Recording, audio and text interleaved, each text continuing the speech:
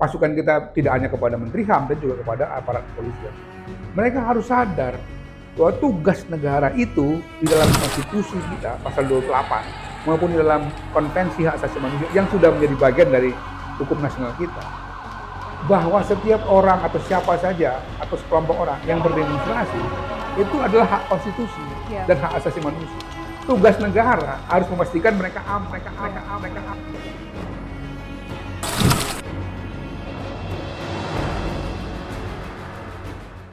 Di situasi saat ini lumayan mengoyak situasi kebatinan kita karena aksi hari-hari ini sampai saat ini terhitung ada 10 korban jiwa, dan kondisi ini sebetulnya walaupun kita tahu murni dari perjuangan atau keresahan rakyat, tapi ternyata ada beberapa pandangan juga bahwa aksi-aksi ini menuduh ada upaya makar, terus kemudian ada yang menunggangi. Padahal sebetulnya kalau kita lihat secara objektif, situasi-situasi yang terjadi hari-hari ini adalah titik kulminasi dari kekecewaan rakyat. Nah, bagaimana melihat konteks politik hukum dan HAM? Saat ini sudah ada Abang Ahmad Taufan Damanik selaku akademisi USU ya Bang ya, sekaligus Ketua Komnas HAM 2017 sampai 2022. Bang, ini kan situasi baru-baru ini, kurang lebih seminggu terakhir ini lumayan mengoyak situasi kebatinan kita. Karena dari aksi yang seminggu itu ada banyak akhirnya korban yang berjatuhan. Ini banyak spekulasi yang muncul bahwa aksi ini didalangi, terus kemudian ada upaya-upaya makar segala macam. Tapi kan kita harus memahami situasi kebatinan rakyat gitu. Nah, kalau kita lihat di aksi 2025 ini dibanding 98, lumayan sebarannya itu dia di sekitar 32 provinsi ya. Sementara di 98 cuma 17. Nah, sebetulnya kalau menurut Abang nih, kondisi yang terjadi saat ini karena apa sih? Kenapa kemudian situasi saat ini tiba-tiba meledak seperti ini gitu? Apakah ini merupakan titik kulminasi atau seperti apa? Atau makar atau apa gitu? Menurut pandangan Abang. Ya ada dua hal ya. Pertama, situasi sosial kita memang sedang tidak baik-baik saja. Dan ini sudah akumulasi ya. Dari situasi di mana sosial ekonomi kita memang memburuk. Sebetulnya tidak hanya Indonesia, seluruh dunia. Di Eropa bahkan juga mengalami krisis. Amerika juga sama ya. Indonesia tentu juga salah satu negara yang mengalami dampak itu. Yang kedua tentu juga soal setelah kita reformasi misalnya, harapan orang terhadap penegakan hukum, sistem politik yang lebih demokratis dan tentu saja keadilan itu makin hari semakin jauh.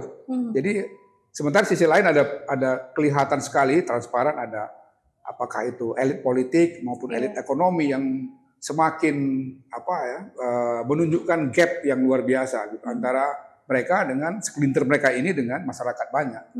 Jadi kekecewaan itu sudah menumpuk. Memang berbeda dengan proses 98, di mana waktu itu ada krisis finansial yang luar biasa, sehingga dolar naik jadi dari 1.000 berapaan menjadi 16.000 kan, sehingga kesulitan dalam kehidupan sehari-hari. Kita belum sampai itu, tapi bukan berarti tidak mungkin nantinya akan ke situ karena situasi global juga memburuk. Nah, karena itu memang akumulasi kecewaan itu dimunculkan dengan demonstrasi. Demonstrasi buruh sebetulnya tidak terlalu panas. Buruh dalam arti yang buruh pabrik dan lain-lain. Yang lebih panas itu justru yang ojol ya. Karena memang eksploitasi terhadap driver ojol ini kan luar biasa menurut saya. Udah ditunjukkan juga dengan bagaimana upaya mereka memperjuangkan itu sejak lama. Waktu saya di Komnas HAM misalnya berkali-kali itu wakil-wakil dari ojol itu datang menangis karena eksploitasinya semakin hari semakin parah dan banyak korban mereka, bahkan korban jiwa. Jadi ada supir-supir ojol itu yang mati misalnya ketika tugas, bukan karena tabrakan tapi karena keletihan akibat tekanan-tekanan ekonomi mereka. Nah, kelihatan itu dalam demo itu kan supir-supir ojol ini yang lebih emosional. Iya. Tapi yang kedua, selalu saja sejak terutama saya kalau 98 sudah lah ya. Tapi 2019 itu kita sudah ingatkan dulu Mabes Polri bahwa upaya katakanlah pihak ketiga selalu menyusup di dalam demonstrasi itu terjadi. 2019 demonstrasi yang kecewa karena Prabowo kalah di pemilu dan juga di Mahkamah Konstitusi, itu sampai jam 9 malam itu semua berlangsung dengan baik. Hampir tidak ada insiden yang berarti, ya. Bukan tidak ada, tapi sangat minim sekali dan tidak signifikan. Tapi begitu jam 10, jam 11 malam, datang rombongan ribuan orang dengan seragam yang mirip-mirip dengan mereka, pakai baju gamis dan macam-macam, tapi sebetulnya orang yang berbeda. Sebagian kami saksikan sendiri ada dengan wajah yang tato dan macam-macam. Jadi bukan dari kelompok-kelompok pengajian-pengajian yang atau ormas-ormas Islam yang pagi sampai jam 9 itu. Nah, begitu mereka masuk terjadi kerusuhan, pembakaran di mana-mana. Sebenarnya waktu itu sudah kita ingatkan setelah hasil investigasi Komnas HAM di mana saya waktu itu masih ketua, saya sudah ingatkan waktu Kapolri bahwa harus ada penegakan hukum yang tegas terhadap pelaku-pelaku atau orang-orang yang dianggap mendalangi kerusuhan, ya. Bukan demonstrasi. Demonstrasinya terlepas mungkin memanfaatkan situasi. Bahwa mereka sudah kalah tapi mesti protes, ya sah-sah saja, itu bagian dari demokrasi kan, sepanjang dia dilakukan dengan damai. Nah, tapi kemudian kerusuhan itu kan pihak lain ya, yang kemudian berlanjut berhari-hari dan terjadi ada kerusakan, pembakaran-pembakaran mobil, bangunan-bangunan, serangan terhadap juga asrama Brimob waktu itu. Karena dipicu oleh provokasi ya, bahwa Brimob menembaki sipil misalnya. Dan tentu saja juga ada upaya-upaya misalnya penjarahan dan lain-lain. Pada saat itu di Jakarta ada 9 yang mati tembakan, jelas itu. Dan sampai sekarang itu tidak pernah diketahui siapa pelaku. Tidak pernah terungkap. Tidak terungkap. Dari 9 itu hanya 1 yang waktu kita investigasi ada titik terang ya, karena ada CCTV yang sempat menangkap bahwa di tengah kerumunan itu ada orang yang menembak Harun Al-Rashid itu. Nah, 1 lagi di Pontianak juga mati tembakan. Nah, kalau kita bandingkan dengan yang sekarang, itu kurang lebih juga ada kesamaan. Jadi ada demonstrasi yang sebetulnya aman-aman saja, tapi kemudian ada provokasi dan juga ada langkah-langkah untuk menyebarluaskan kerusuhan ya dengan ke daerah-daerah lain, termasuk kota-kota lain. Di Makassar misalnya, saya mesti bertemu dengan beberapa tokoh-tokoh buruh 1 hari sebelumnya karena ada training untuk buruh. Mereka nggak pernah menjelaskan sedikit pun ada rencana demonstrasi yang keras lah begitu ya. Bagi mereka ini demonstrasi yang biasa-biasa gitu. Kan kita sering juga lihat. Seperti biasa. Saya tanya apa yang mau dituntut, ya hak-hak normatif gitu. Dan mereka juga kaget ketika terjadi ada pembakaran gedung DPRD misalnya sampai menimbulkan 4 korban gitu ya. Nah, yang agak berbeda di sini tidak ada korban yang mati dengan tembakan. Tapi mati karena lindasan misalnya, karena terbakar di dalam gedung. Kekerasan aparat. Atau kekerasan aparat. Nah, kekerasan aparat itu satu yang sejak dulu kita ingatkan ya. Bahwa aparat kita meskipun sudah dilatih, SOP-nya diperbaiki, tapi sebetulnya selalu saja melakukan berbagai kesalahan. Yang paling fatal kan Kanjuruhan itu. 136 orang mati karena menurut kami, hasil investigasi kami tempo hari, ada kesalahan prosedur.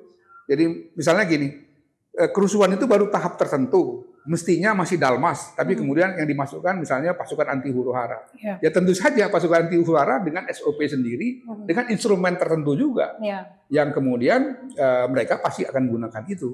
Akibatnya apa? Akibatnya orang terjadi desakan dan 136 orang mati. Bahkan ada beberapa orang mati kita temukan itu karena racun dari gas air mata. Padahal itu tidak pernah terjadi. Biasanya gas air mata itu hanya membuat orang panik untuk lari. Tapi ternyata ini ada yang sampai menimbulkan kematian.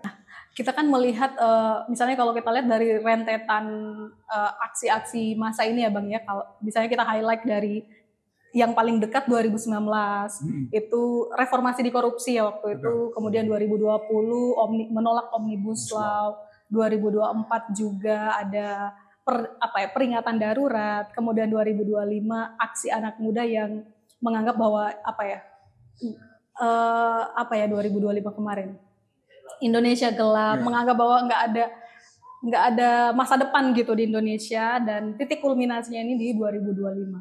Nah, ini sebetulnya melihat situasi ini Bang, dan bagaimana kemudian respon negara, kira-kira pandangan Abang melihat itu seperti apa? Dari situasi yang sudah lumayan chaos, kemudian melihat respon negara seperti itu, kira-kira bagaimana? Walaupun sebetulnya sudah ada pernyataan dari DPR untuk memperbaiki diri, kemudian ada pernyataan juga dari Presiden, walaupun pada akhirnya Presiden Prabowo menuduh bahwa ini ada makar dan ditunggangi segala macam. Kira-kira seperti apa melihat itu, Bang? Ya, ini yang sebetulnya ironi menurut saya. Kenapa ironi? Kalau kita flashback 2014 ketika Pak Jokowi terpilih pertama sekali, respon dari masyarakat sipil dalam arti respon yang positif, mengapresiasi, itu luar biasa. Perguruan tinggi hampir semua menunjukkan kegembiraan. Juga kalangan-kalangan masyarakat sipil, media, bahkan juga di luar negeri. Sehingga majalah terkenal menulis New Hope misalnya kan, harapan baru tentang Indonesia. Kenapa? Karena ada seseorang yang dianggap mewakili kelas bawah gitu, kemudian tampil menjadi pemimpin nasional. Dengan juga platformnya Nawacita misalnya yang juga banyak menjanjikan perubahan-perubahan. Nah, tapi bandingkan ya dengan ketika Pak Prabowo terpilih tahun 2024, ditandai dengan kemarahan dari masyarakat sipil, terutama kalangan cendekiawan. Perguruan tinggi, ratusan guru besar membuat pernyataan-pernyataan dari berbagai perguruan tinggi di Indonesia, hampir tidak ada yang tidak membuat pernyataan. Itu kecewa karena keputusan MK. Ya, meskipun serangannya kelihatannya kepada Gibran, tapi sebetulnya itu satu hal yang sama juga dengan mereka secara tidak langsung marah kepada keterpilihan Pak Prabowo. Ya. Kemudian juga soal ada isu parcok, bantuan sosial macam-macam. Jadi pemerintahan Pak Prabowo Gibran ini tidak dimulai ya sebagaimana dulu Pak Jokowi memulai pemerintahannya. Jadi dengan sikap yang pesimis sebetulnya dengan baik di dalam negeri maupun di luar negeri. Luar negeri juga tidak ada apresiasi. Jadi yang situasinya seperti itu. Tapi ya saya katakan ironi tadi, anehnya kebijakan-kebijakan presiden terpilih ini tidak menjawab pesimisme yang dimunculkan atau skeptisisme yang dimunculkan oleh banyak pihak tadi itu. Sehingga sampai sekarang kelihatan juga, misalnya baik yang namanya perguruan tinggi, tokoh-tokoh sipil, kemudian juga media massa, kan tidak ada yang memberikan apresiasi, apalagi glorifikasi terhadap langkah-langkah kebijakan Pak Prabowo. Mestinya itu disadari. Sehingga yang harus dilakukan oleh Pak Prabowo di awal-awal tahun pemerintahannya adalah mengambil sikap-sikap progresif. Misalnya mengembalikan ya independensi dari KPK misalnya. Tidak sampai sekarang. Ya. Kemudian juga penguatan oligarki misalnya dengan membuat kebijakan memangkas berbagai hal yang selama ini menjadi privilege dari oligarki itu dan mendistribusikannya kepada masyarakat banyak. Itu juga tidak terjadi. Reforma agraria yang tidak berhasil di zaman Pak Jokowi 10 tahun, meskipun dulu menjadi salah satu isu kampanyenya, itu juga tidak menunjukkan arah yang kelihatan akan dilakukan. Tidak ada pernyataan-pernyataan tegas bahwa dia akan melakukan reforma agraria. Yang ada justru di Papua, ya sekian juta hektar akan diberikan menjadi food estate. Yang menimbulkan reaksi luar biasa dari tokoh-tokoh gereja dan masyarakat adat Papua. Saya masih ingat pendeta pribumi dan pastor-pastor itu membuat pernyataan resmi atas nama gereja, didukung oleh masyarakat adat, tokoh-tokoh masyarakat lainnya, yang menggambarkan bahwa ini adalah kelanjutan dari semacam peminggiran orang asli Papua dengan masuknya perusahaan besar yang nanti akan menjalankan program food estate. Nah, jadi yang dulu reforma agraria nggak berhasil itu sekarang malah dimulai dengan melakukan satu program besar yang kita sebut sebagai program strategis nasional dalam bentuk food estate. Yang jelas itu akan meminggirkan orang Papua. Jadi berbagai kebijakan-kebijakan yang justru tidak menjawab kekecewaan terhadap 10 tahun pemerintahan Jokowi yang misalnya tidak dijalankan oleh Jokowi pada waktu itu. Padahal pemerintahan ini dimulai dengan pesimisme dan skeptisisme yang tinggi Yeah. dibandingkan dulu Pak Jokowi dimulai dengan optimisme, harapan dan macam-macam. Itu kan menjadi ironi bagi saya. Itu yang kemudian anak-anak muda terutama mulai menggelorkan ya kan Indonesia Indonesia ya kan? gelap karena mereka ngerasa nggak ada masa depan. Benar, pergi aja dulu, Ya, kabur aja dulu ya. Dan tentu saja juga di kalangan anak-anak muda yang memang dari sektor pekerja ya, buruh, driver ojol misalnya, pekerja-pekerja UMKM dan lain-lain. Apalagi memang 1 tahun terakhir ini kita harus akui jujur bahwa angka pengangguran itu bertambah, PHK lumayan meluas ya. Belum memang terlalu parah, tapi ini kan sebetulnya sudah meresahkan sebagian dari masyarakat kita. Iya, jadi apa namanya? Kalau kita kembali di situasi saat ini, Bang, kita kan melihat sejak pecahnya, maksudnya sejak chaosnya demonstrasi, sejak mulai kacau gitu, tiba-tiba DPR menyatakan sikap untuk akan berbenah, kemudian pemerintahan juga seperti itu. Nah, kira-kira efektif nggak sih, Bang? Apakah masalahnya cuma di situ, atau mungkin masyarakat ini sudah muak dengan, ya katakanlah kita pakai bahasa itu, sudah muak dengan seluruh, mungkin sistemik kali ya situasinya. Misalnya walaupun hari-hari ini masyarakat dalam tuntutannya bicara soal DPR, tapi ya sebetulnya di situasi kebatinan mereka juga kecewa dengan tindakan elit dalam hal seluruh sistem mungkin ya. Maksudnya apakah efektif dengan jawaban DPR seperti itu dan juga jawaban pemerintah seperti itu? Ya tentu tidak efektif ya. Karena sebetulnya praktek di mana parlemen ataupun sistem proses politik kita, pengambilan kebijakan-kebijakan semakin jauh dari apa yang kita sebut sebagai harapan masyarakat. Itu kan sudah terjadi 5 tahun terakhir. Ada undang-undang Minerba tiba-tiba muncul tanpa ada proses partisipasi publik yang mendalam misalnya. Tiba-tiba ada berbagai undang-undang, termasuk Omnibus Law. Meskipun banyak penolakan, terutama dari kalangan buruh, kan mereka nggak peduli. Gitu. Nah, memang parlemen yang baru sekarang misalnya selalu mengatakan, kami sudah mengupayakan. Ketika pembahasan KUHP misalnya, Komisi 3 selalu mengatakan, kami undang. Tapi kan teman-teman yang diundang itu semua mengatakan bahwa gagasan kami ketika datang ke situ juga nggak didengarkan. Mereka sepertinya sudah punya gagasan sendiri dan akan segera ketok palu. Berbagai perundang-undangan dilakukan dengan cara-cara seperti itu. Yang semakin membuat masyarakat ini merasa, loh ini politik kan harusnya mendengarkan kami. Bukan hanya minta suara kami ketika pemilu atau pemilu kada misalnya. Sekarang muncul lagi, kepala-kepala daerah sebetulnya yang disebut media itu hanya beberapa bupati kabupaten saja. Sebetulnya jauh lebih luas dari itu. Kabupaten kota sekarang di Indonesia rata-rata yang menaikkan PBB. Kenapa? Karena sumber PAD-nya terbatas.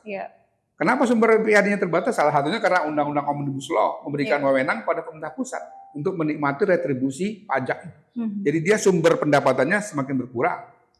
Efisiensi membuat dia juga sekarang yang dulu kucuran dana dari pusatnya misalnya sekian gitu, sekarang sudah jauh di bawah itu.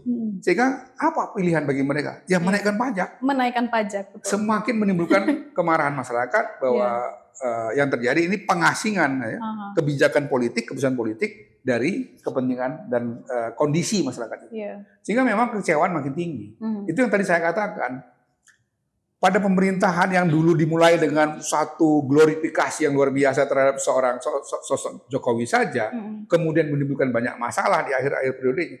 Apalagi pemerintahan yang ketika mulai terpilih saja, itu tidak ada apresiasi yang tinggi dari dalam maupun luar negeri. Tetapi kalau dia tidak membuat satu kebijakan yang bisa membuat orang yakin, kan problemnya pemerintahan ini menjadi kehilangan kepercayaan dari publik kalau begitu. Bang, abang kan selain dosen, terus kemudian pernah juga memimpin Komnas HAM. Ternyata background abang itu juga adalah mantan aktivis 98. Nah, kalau melihat situasi saat ini, demonstrasi yang ya seperti yang kita saksikan saat ini, kira-kira ada perbedaan nggak sih? Perbedaan atau persamaan mungkin ya di era 1974, terus kemudian 98 dan juga 2025 ini. Karena kan banyak debatable lah, banyak banyak apa ya, yang banyak anggapan, ada yang kesamaan, ada perbedaan, ada mungkin bakal ke arah yang lebih maju gitu atau revolusi orang bilang soal itu kan. Ini 2025 arahnya ke revolusi nih. Cuman gimana pandangan Abang melihat situasi dari rentetan peristiwa, ketiga peristiwa itu? Beberapa sih ada persamaannya ya. Tuntutan 17.8 itu kan sebenarnya juga bagian dari satu resume lah, pemikiran anak-anak muda sekarang tentang apa yang ingin dia ubah atau yang dia bayangkan mengenai Indonesia ke depan. Walaupun kalau kita baca memang tidak sekonseptual 8 tuntutan reformasi ketika tahun 98 misalnya, atau yang dulu ada tuntutan pada generasi 74, 78 ya. Kesamaannya memang selalu ada pihak yang menunggangi, selalu coba mengacaukan gerakan mahasiswa atau memanfaatkan itu. 74 kan juga begitu, 78 juga begitu. 74 demonstrasi Bang Hariman CS di satu tempat, tapi ada pembakaran di tempat lain, seperti itu. 98 juga begitu, walaupun kemudian 98 menghasilkan perubahan kepemimpinan, jatuh Soeharto. Tapi 8 tuntutan reformasi itu kan kemudian tidak tercapai sampai sekarang, sehingga orang kembali kecewa dan menginginkan satu perubahan politik dan Nah, apa bedanya lagi? Dulu memang kelompok-kelompok ini datang misalnya 8 poin itu kan dari satu pergulatan diskusi, baik di kampus maupun di luar kampus. Banyak NGO yang punya forum-forum untuk berdebat mengenai apa yang mereka inginkan, pembaharuan politik, ekonomi, kebudayaan ke depan misalnya. Itu terumuskan dengan baik ya, menurut saya. Ya sekarang ini memang anak-anak muda tidak punya forum-forum yang seintensif itu. Meskipun mereka bisa merumuskan juga 17.8 itu ya. Konsolidasinya online lah. Online, dan itu juga satu perbedaan lagi. Jadi kedekatan emosionalnya dan kedekatan ideologisnya tidak seintensif yang dulu. Sekarang ini online. Bagaimana orang membuat satu gerakan, katakanlah perubahan politik, apalagi sampai revolusi politik, kalau tidak punya kedekatan emosional, apalagi ideologis misalnya.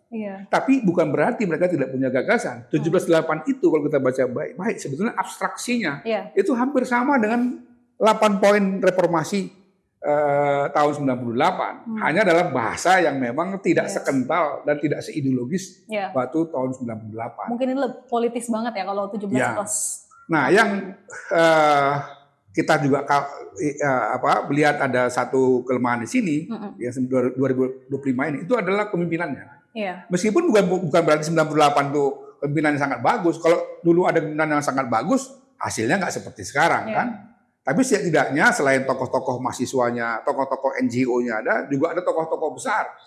Nama seorang seperti Nurholis Majid, Gus Dur dan lain-lain itu memberikan satu topangan yang cukup baik untuk menata satu gerakan yang kemudian menghasilkan satu perubahan ya, jatuhnya atau turunnya Soeharto. Kalau sekarang ini pemimpinan yang solid seperti itu belum dipunyai, sehingga menurut saya pertama akan sulit untuk melakukan gerakan yang betul-betul bisa mendobrak. Yang kedua memang sangat mungkin jadinya lebih mungkin untuk diprovokasi oleh berbagai kelompok-kelompok yang katakanlah ingin mengacaukan situasi perubahan itu. Mungkin perbedaannya tidak ada kepemimpinan kali ya Bang ya. Kalau di 74 ya menurut beberapa pendapat sih 74 dan 2025 ini rada ada kesamaan, tidak ada kepemimpinan dan gerakannya gerakan rimpang atau masa cair gitu.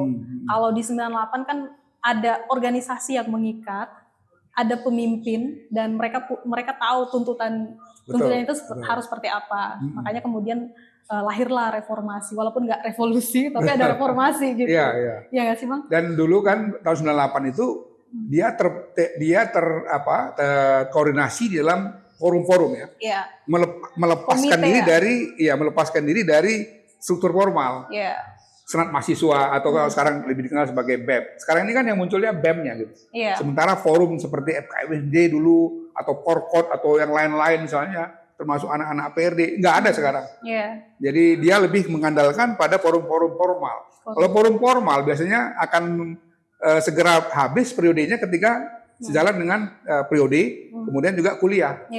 Kalau yang dulu kan enggak, meskipun dia sudah tidak, saya generasi 80. Tapi karena udah punya kedekatan ideologis dan kedekatan emosional dengan kelompok-kelompok itu, meskipun sudah jadi dosen pada tahun 98, saya masih sangat dekat dengan kelompok-kelompok yang pada waktu itu menjadi mahasiswa penggerak di kampus-kampus. Kampus-kampus ya. Karena ada jaringannya. Kalau sekarang ini kan dia datang dari organisasi resmi, formal. Ya selesai periodenya, ya selesai. Ikatan gerakannya nggak ada lagi. Karena dia tidak diikat oleh satu forum-forum yang lebih terbuka. Seperti dulu kita diikat oleh forum-forum yang lebih terbuka itu.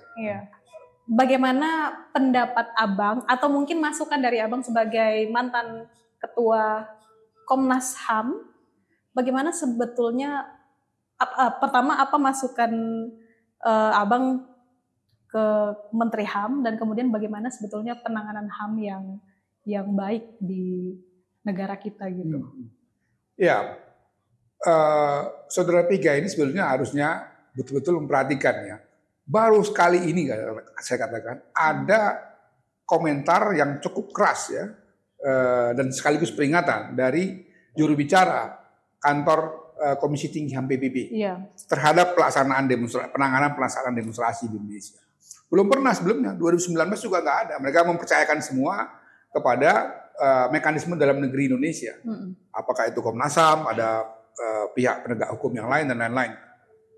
Yang kedua, ada 211 organisasi hak asasi manusia Indonesia dan juga di Asia ya, yang memberikan teguran ya atau kritik ya, terhadap penanganan dalam kerusuhan bulan Agustus yang barusan terjadi itu. Yang menurut mereka itu mencederai ya, pelaksanaan dan perlindungan hak asasi manusia. Misalnya penangkapan semena-mena, ada kekerasan dari aparat, juga ada upaya membungkam dengan misalnya membatasi medsos dan lain-lain. Dan juga ada penangkapan-penangkapan yang tidak memenuhi kaidah-kaidah KUHAP maupun hukum yang berlaku. Jadi ini yang harusnya dicermati, bukan sebaliknya memberikan komentar bahwa pernyataan PBB itu telat misalnya karena sudah melakukan sesuatu. Melakukan sesuatu yang apa? Karena ternyata di dalam negeri kita kan ada kritik yang tadi saya katakan, bahkan kalau kita lihat ada 211 organisasi Indonesia maupun Asia tentang yang bekerja di bidang hak asasi manusia. Ada kritik dari tokoh-tokoh masyarakat. Dan ada fakta bahwa ada sekian ribu orang ya misalnya ditangkap, meskipun sekarang tinggal sekian puluh saja. Ada sekian ratus orang yang mengalami cedera, dan kalau kita lihat di media sosial itu, peristiwa kekerasan, torture dan macam-macam. Misalnya contohnya, orang nggak menyadari ya, ditampilkan di media sosial anak-anak muda yang katakanlah tinggal memakai celana dalam saja. Itu melanggar konvensi anti torture sebetulnya. Jadi orang selalu menganggap bahwa konvensi anti torture, anti penyiksaan itu hanya kalau orang digebukin atau di setrum misalnya seperti itu. Tidak. Karena konvensi itu yang sudah jadi hukum nasional karena sudah diratifikasi dan sudah diundang-undangkan. Itu bunyi konvensinya itu adalah pelarangan terhadap penyiksaan dan penghukuman serta perlakuan yang tidak manusiawi. Jadi orang ditelanjangi tinggal celana dalam meskipun dia memang melakukan satu kesalahan, itu melanggar konvensi anti torture. Karena anti torture itu koma dan penghukuman atau tindakan yang merendahkan martabat. Ya, memperlakukan mereka seperti itu merendahkan martabat. Dulu pernah kami waktu di Komnas HAM saya protes itu dulu ketika misalnya polisi di Jawa Barat menangkapi anak-anak remaja ya karena mereka demonstrasi, kepalanya digundulin. Itu melanggar konvensi anti torture. Karena torture itu satu bagian tapi ada kemudian komanya tindakan-tindakan yang tidak manusiawi atau penghukuman yang merendahkan martabat. Menggunduli kepala orang itu merendahkan martabat. Menelanjangi orang hanya menggunakan celana dalam saja itu merendahkan martabat. Dan sama dia dengan torture, penyiksaan itu. Itu yang menjadi perhatian di regional maupun perhatian dunia. Kalau nggak mungkin ada komentar dari juru bicara kantor Komisi HAM PBB itu. Kalau kita bandingkan yang dulu kan nggak ada. Mereka percaya bahwa Indonesia negara yang sedang demokratis, dinamis, untuk ada kadang-kadang demonstrasi, ada pelanggaran-pelanggaran di mana-mana terjadi, di luar negeri juga terjadi. Tapi ya sistem yang ada di dalam negeri kita, sistem hukum, sistem politiknya bisa menangani itu. Karena itu dia tidak memberikan komentar, tidak memberikan peringatan, warning dari kantor di Jenewa sana. Sementara yang sekarang ini ada. Itu yang harusnya dipahami betul oleh Menteri HAM kita supaya dia tidak meremehkan pernyataan-pernyataan baik dari dalam negeri, regional maupun internasional. Jadi mungkin kalau kita lihat ya Bang ya, ini kan mungkin menyesuaikan dengan pandangan pemerintah bahwa aksi ini ada upaya makar, sehingga kemudian ini berpotensi chaos dan ada kerusuhan, dan kemudian mengerahkanlah aparat keamanan, misalnya polisi dan juga tentara untuk mengamankan itu, sehingga karena alasan itu terjadilah, ya mungkin kita bisa katakan sebagai aksi brutalitas aparat terhadap demonstran yang dianggap bagian dari makar atau apalah gitu. Nah, kita kan kalau ngelihat data terakhir ada 10 yang meninggal, terus kemudian yang luka-luka sekitar 3.000 orang itu ditangkap, dan ada yang dinyatakan tersangka sekitar 6 orang. Nah, maksudnya melihat situasi ini, kondisi saat ini gitu, apa sih masukan yang dari Abang misalnya, masukan Abang terhadap pemerintah, khususnya Menteri HAM untuk menangani situasi ini? Iya, dulu ya, saya ingat, masih perlu mengingatkan, 2019 Komnas HAM jelas waktu itu menuntut 2 hal. Pertama, ya mencari siapa yang melakukan pembunuhan terhadap 9 orang di Jakarta dan 1 di Pontianak. Sampai hari ini nggak dapat siapa pelaku pembunuhan itu, karena jelas itu peluru tajam. Ada ratusan orang yang cedera, dan itu akibat kekerasan dari aparat. Baik yang itu kita sebut sebagai unlawful ya, karena dia melakukan satu tindakan kekerasan yang menyalahi prosedur. Waktu itu 5 kasus kami kasih nih sama Pak Kapolri, silakan. Nyatanya sampai sekarang kan nggak berubah, masih ada seperti itu. Memang ada hal-hal yang tindakan kekerasan itu yang dia memang sudah sesuai dengan SOP, karena ada orang mau melakukan tindakan. Jadi use of force itu bisa justified, tetapi juga bisa unjustified, dianggap unlawful, melanggar. Nah itu kan ada banyak kasus. Setelah itu masih ada rentetan demonstrasi-demonstrasi di mana kekerasan aparat itu juga tidak berubah, masih tetap seperti itu, seperti tidak belajar. Yang paling parah kan saya katakan Kanjuruhan. 136 orang bahkan mati.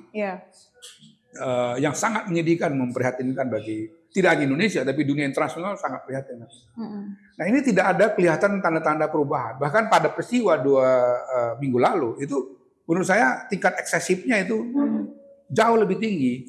Dan kira-kira gini, sesederhananya ya, belum apa-apa dia langsung melakukan tindakan yang sebetulnya itu hanya bisa dilakukan pada level yang sudah katakanlah tinggi ya, level 4, level 5 misalnya. Ini masih level 2, level 3 sudah. Bahkan ada yang masih baru mau demonstrasi udah ditangkepin. Itu kan nggak boleh. Nah ini apa? Pasukan kita tidak hanya kepada Menteri HAM, dan juga kepada aparat kepolisian. Mereka harus sadar bahwa tugas negara itu di dalam konstitusi kita, pasal 28, maupun di dalam konvensi hak asasi manusia yang sudah menjadi bagian dari hukum nasional kita, bahwa setiap orang atau siapa saja atau sekelompok orang yang berdemonstrasi itu adalah hak konstitusi dan hak asasi manusia. Tugas negara harus memastikan mereka aman. Jadi bukan dalam arti justru menghalangi mereka atau melakukan kekerasan terhadap mereka, tapi tugas negara adalah mengamankan mereka sehingga mereka tetap bisa menjalankan ekspresi konstitusionalnya itu atau ekspresi hak asasi manusia. Ini selalu keliru dalam melihatnya, sehingga kemudian melakukan pernyataan-pernyataan atau membuat satu kebijakan-kebijakan yang menjustifikasi. Saya sangat khawatir dengan pernyataan presidennya, harus melakukan tindakan tegas misalnya. Kepada siapa? Kalau tindakan tegas kepada demonstran, yang dia sebetulnya tidak melakukan apa-apa, tadi saya katakan, bahkan dia sedang menjalankan hak konstitusionalnya, hak asasi manusianya. Bersikap tegas itu kan artinya umum ya Bang? Bersikap umum gitu. Kepada siapa? Kepada siapa? Nah, misalnya orang bilang ada penyusup. Dari dulu kita tahu, setiap ada demonstrasi mahasiswa selesai jam 5 atau jam 6 sore, itu kan kemudian ada yang melakukan kerusuhan. Kenapa itu nggak pernah diselesaikan?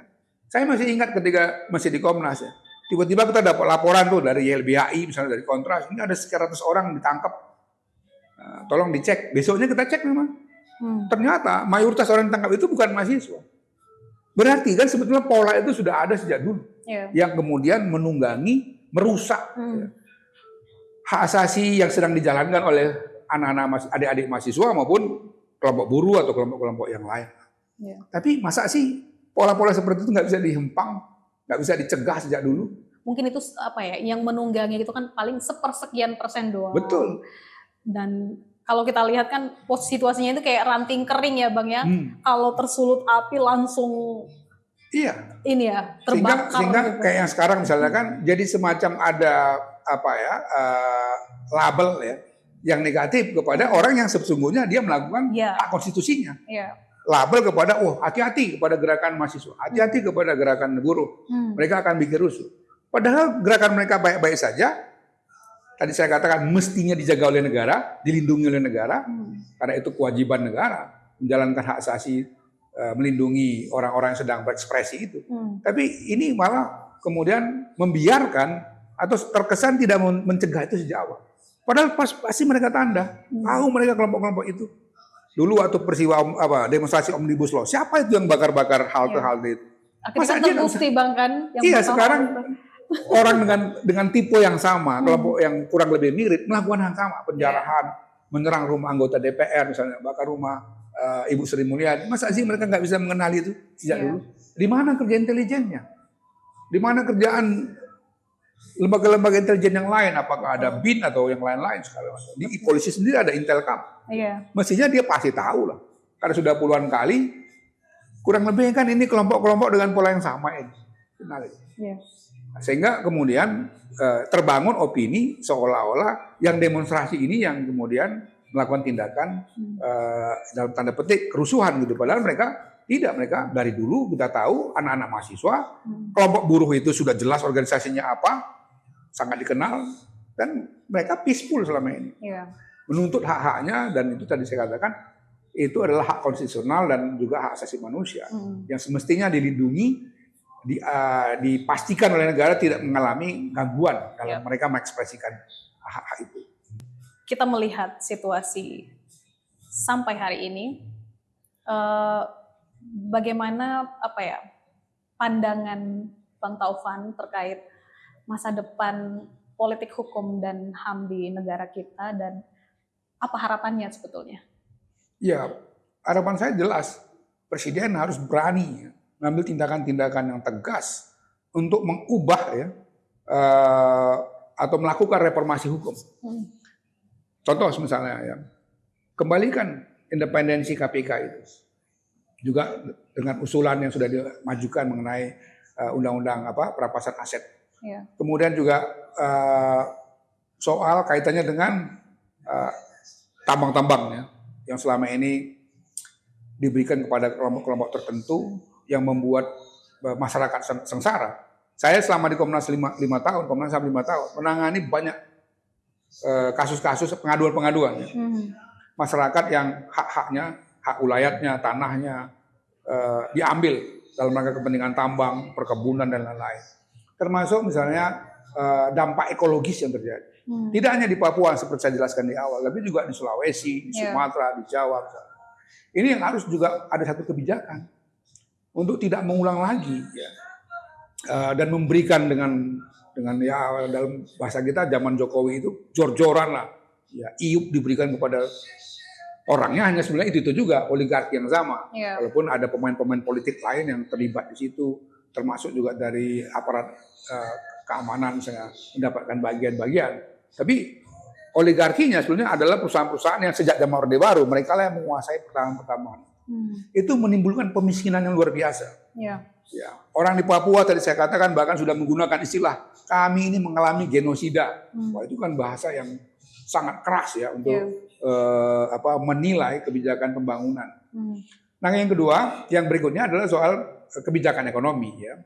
Ada beberapa hal yang sudah menurut saya bagus, membangun koperasi misalnya, mulai memperhatikan UMKM. Tetapi kan ini belum cukup.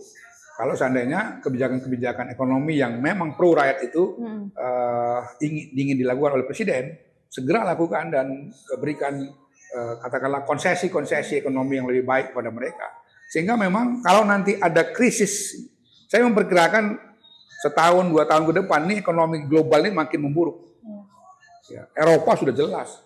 Saya beberapa waktu lalu keliling ke beberapa negara Eropa, itu sudah melihat bagaimana di jalan-jalan sudah mulai banyak orang yang jadi gelandangan karena masalah ekonomi.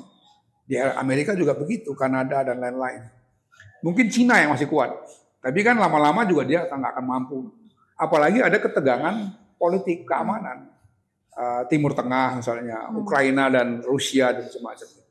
Jadi kalau kita mengalami krisis sementara kita tidak punya kebijakan ekonomi yang sangat pro rakyat, maka rakyat kita ini akan menjadi korban, tidak saja kemiskinan, tapi menjadi kelaparan, sehingga bisa memicu kerusuhan sosial yang lebih besar dibandingkan. Mungkin salah satu pemicunya di situasi kemarin ya Bang ya. Ini daya beli menurun, terus kemudian ada kebijakan pajak itu kali ya. Betul. Sehingga masyarakat kemudian terdorong untuk marah dan melakukan aksi-aksi yang seperti. Makanya harus ada kaji ulang kan? Iya. Bagaimana sistem perpajakan kita, sistem ekonomi kita, misalnya sistem industri kita. Kita ini mengalami deindustrialisasi. Sehingga kemudian sekarang bahkan Jawa Barat dulu terkenal dengan tekstilnya, sekarang kalah dengan negara-negara lain. Hampir di semua sektor industri kita mengalami kemerosotan.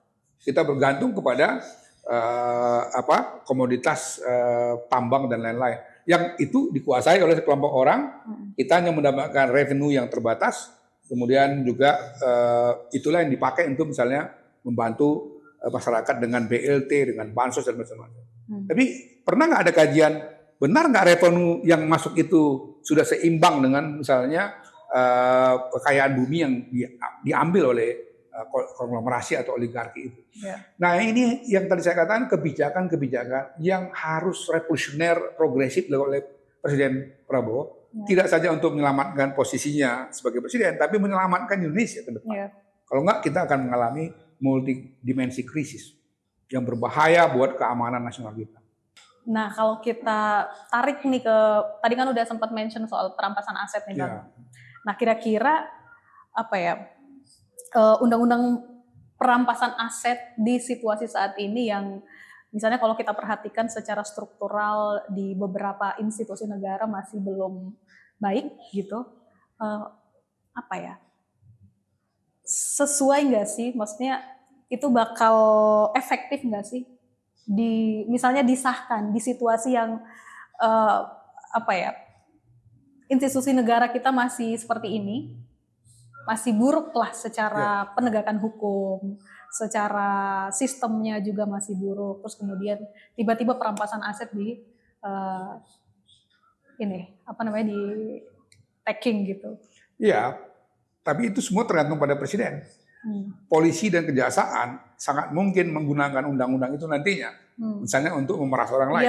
Tapi kalau presidennya sebagai pimpinan kejaksaan dan kepolisian, atasan dari kedua institusi itu, menjaga benar-benar bahwa mereka melakukan dengan cara yang independen, yang benar ya, misalnya prudent, kan kekhawatiran itu tidak terjadi. Yang kedua, KPK kembalikan independensinya itu. Kalau dia kembali independen, maka dia tidak mungkin digunakan oleh satu kekuatan politik tertentu, misalnya untuk katakanlah menekan lawannya atau memeras lawannya dan macam-macam dengan memakai undang-undang perampasan aset tadi. Jadi dua institusi kejaksaan dan polisi tergantung kepada sikap presiden. Tergantung sikap presiden. Kalau presidennya mengawasi dengan benar, dua institusi ini akan menggunakan undang-undang itu dengan benar. KPK kalau dikembalikan kepada independensinya, maka KPK akan menggunakan undang-undang itu juga dengan benar. Nah, jadi saya kira semua akan sangat tergantung kepada sikap presiden. Oke, saya katakan tadi, sekarang ini kita membutuhkan presiden yang betul-betul berani, tegas mengambil satu kebijakan-kebijakan yang revolusioner. Dalam arti soal penegakan hukum, keadilan ekonomi, kesejahteraan, dan juga tadi soal pemberantasan korupsi dengan memastikan bahwa kejaksaan, polisi tidak berlaku menggunakan undang-undang itu sebagai alat untuk menindas orang lain dan mengembalikan ya independensi KPK, serta tentu saja perlu kembali menghidupkan ya. Sekarang ini kan sudah banyak kelompok-kelompok masyarakat sipil yang merasa khawatir untuk menyuarakannya. Jadi kembalikan suasana demokratis itu sehingga orang ikut mengontrol. penegakan hukum tuh. Penegakan hukum, betul. Seperti itu kan. Kekuatan masyarakat sipil selama ini kan sangat ditunggu, sangat diharapkan itu karena dia bisa menjadi pengawas eksternal kepada institusi-institusi formal yang ada. Mungkin kalau kita kembalikan ke presiden itu belum ada jaminan nggak sih Bang? Apa perlu direformasi dulu misalnya? Misalnya institusi tertentu, katakanlah Polri atau KPK itu perlu direformasi dulu, kemudian didorong undang-undang perampasan aset itu atau reformasi itu menurut saya harus sejalan, ya, paralel dengan itu. Dan itu tadi yang saya katakan membutuhkan satu ketegasan sikap dari seorang presiden. Dia pastikan ini jaksa agungnya tidak akan menggunakan itu dengan jajarannya, juga polisi dari atas sampai bawah untuk menggunakan undang-undang itu sebagai alat untuk memeras, alat untuk berlaku tidak adil kepada setiap orang misalnya. Presiden bisa kan ganti kapan saja ketika dia melihat ini tidak benar. Maka tadi saya katakan butuh pengawasan dari masyarakat sipil, media, intelektual dan macam-macam. KPK kembalikan independensinya. Kalau dia kembali punya otonomi, independensi yang kuat, dia akan bekerja sesuai dengan koridor hukum yang berlaku. Undang-undang itu tidak akan menjadi alat dia untuk menekan, memeras orang lain. Tapi kalau dia di bawah bayang-bayang kekuatan politik, maka kekuatan politik itu bisa menggunakan undang-undang ini via KPK untuk memeras atau menekan kekuatan-kekuatan politik saingannya. Gitu. Ini juga mungkin perlu apa ya? Yang jadi problem ini kan juga partai-partai politik. Walaupun misalnya punya apa ya anggota di DPR, tapi kan mereka juga walaupun pergulatan apa ya aturannya ada di DPR, tapi kan pimpinan-pimpinan partainya ada di pemerintahan yang mereka juga agak takut untuk. Maksudnya kalau mau direformasi. Tapi kan sekarang presiden sudah terpilih. Jadi artinya dia sudah berada di paling depan sekarang. Untuk mengatakan kita mau ke kanan, ke kiri, atau garis lurus ke depan atau kemana. Ketua-ketua partai ini memang akan sangat mungkin mempengaruhi. Tapi itulah dibutuhkan ketegasan dari seorang presiden karena dia sudah dipilih. Nggak mudah juga misalnya presiden yang akan menjalankan kebijakan-kebijakan tegas itu demi kebaikan bangsa ini diimpeach oleh kekuatan politik yang ada di parlemen. Kenapa? Karena tadi suasana demokratis kalau tetap dijaga, masyarakat akan membela presiden yang dipilih langsung oleh rakyat Indonesia. Saya kira itu penting. Tidak perlu ada kekhawatiran, ketakutan atau keraguan dari seorang presiden untuk mengambil tindakan yang revolusioner untuk menjaga keutuhan bangsa ini. Kalau statementnya apa, Pak? Ya saya kira kalau melihat keadaan yang sudah berkembang ya sejak zaman tadi saya katakan 2014, 2019, 2024 sekarang ini dan fenomena 10 bulan terakhir ini menjadi catatan penting buat Presiden Prabowo ya untuk menilai ulang semua ini. Dan sekali lagi saya katakan kalau dilihat perkembangan yang ada sudah kayak gini keroposnya keadaan kita ya. Sektor-sektor kita, dimensi-dimensi hukum, politik, ekonomi dan lain-lain sudah sangat keropos. Tidak ada pilihan lain bagi presiden kecuali berani mengambil sikap yang tegas. Bangun konsolidasi dengan melibatkan elemen-elemen yang memang progresif juga banyak. Kenapa mesti takut? Kita butuh orang pintar di perguruan tinggi, di lembaga-lembaga, di media massa. Banyak sekali orang-orang yang punya tidak saja pintar tapi punya integritas. Akan bersama presiden untuk memperbaiki keadaan itu. Dan keadaan yang sudah demikian katakanlah ya ini sudah masuk lampu kuning lah sekarang ini.